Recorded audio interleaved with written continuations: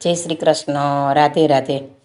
श्री वल्लभना सर्वे लाडीला वैष्णवने जय श्री कृष्ण। श्री श्याम सुंदर यमने महाराणी की जय हो।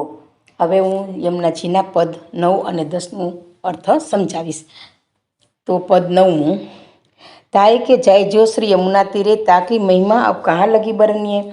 जाय पर सतंग प्रेम नीरे निस दिन केली परत मनमोहन पिया संग भक्तन की हेजू पीरे चित स्वामी गिरधन श्री विठल इन बिना नेक नहीं धरत तीरे।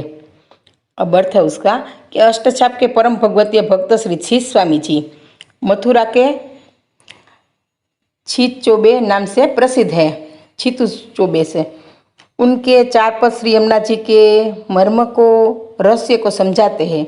श्री छित स्वामी जी आज्ञा करते हैं कि जो वैष्णव दौड़ दौड़ कर बड़ी आतुरता से श्री यमुना जी के तीर पर आकर बैठता है और जो वैष्णव प्रेम पूर्वक श्री यमुना जी के जल का स्पर्श करता है, पान करता है, उस वैष्णव की महिमा का कहाँ तक वर्णन करें, अर्थात उसकी महिमा का वर्णन नहीं किया जा सकता है, क्योंकि वो यमुना तीर पर बैठा है, श्री यमुना जी के निकट बैठा है। और तीर पर जहाँ पर वैष्णव जाकर बैठता है, मनमोहन आनंद कंद भगवान श्री कृष्ण चंद्र रात दिन अपनी प्रिया जी स्वामी जी के साथ रास विहार आदि विभिन्न प्रकार की केली करते हैं। मीन्स के वो लीला करते हैं। इन लीला का विहार का समय श्री यमुना जी के तीर पर व्रज भक्तों की भीड़ लग जाती है। इस प्रकार व्रज भक्तों के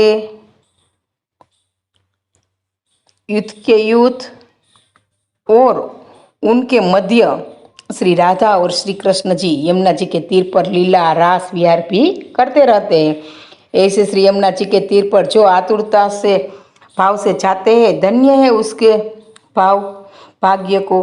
अरे वास्तव में उनकी महिमा का वर्णन नहीं किया जा सकता है। पद के अंत में श्री छित स्वामी जी जो श्री नाथ जी और श्री गुसाई जी और श्री विठल नाथ जी को एक ज स्वरूप करके मानते हैं, लिखते हैं और करके मानते थे। तो आनंद कंद भगवान श्री कृष्ण चंद्र जी श्री यमुना जी के बिना जरा भी धीरज नहीं रख सकते। श्रीनाथ जी का श्री यमुना जी के पर इतना अधिक स्नेह है कि सदैव श्री यमुना जी के पास ही विराजते हैं और बिना श्री यमुना जी के रंचक भी धैर्य धारण नहीं कर सकते।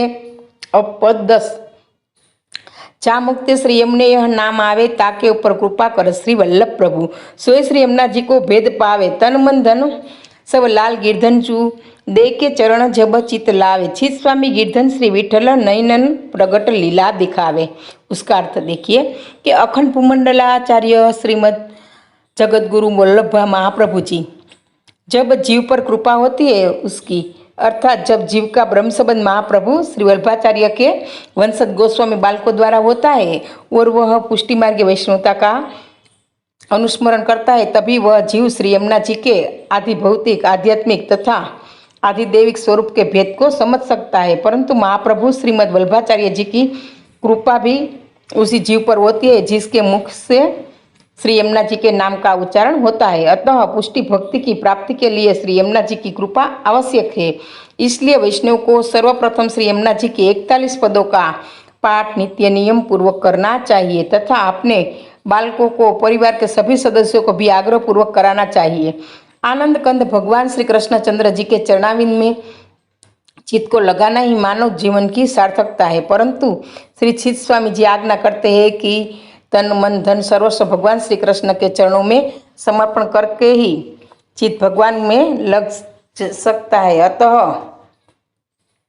प्रथम जीव को प्रभु के सन्मुख आत्मनिवेदन करना चाहिए, अर्थात ब्रह्म संबंध की दीक्षा महाराज श्री से ग्रहण करनी चाहिए। तब प्रभु के चरणों में भगवान श्री कृष्ण की सेवा सत्संग गुणगान द्वारा चित्त लगाना चाहिए। यदि जीव ब्रह्म संबंध लेकर श्री ठाकुर जी की सेवा स्नेह पूर्वक पुष्टि मार्ग की रीति से करता है, श्री ठाकुर जी के सन्मुख अष्टछाप के कीर्तनों द्वारा लीला का गुणगान करता है, पुष्टि मार्गीय तादृश्य भगवत का सत्संग दीनता पूर्वक करता है, उसके अभाव में पुष्टि मार्ग ग्रंथों का अध्ययन मनन पूर्वक करता है, अन्य अवसर पर विरह का अनुभव भी करता है, तो महान भक्त कवि छित स्वामी जी निश्चय पूर्वक कहते हैं कि गिरधन श्रीनाथ जी और उन्हीं के स्वरूप श्रीमद गुसाई जी श्री विठलनाथ जी श्री उन्हीं नेत्रों से भगवत लीला का साक्षात दर्शन करा देंगे।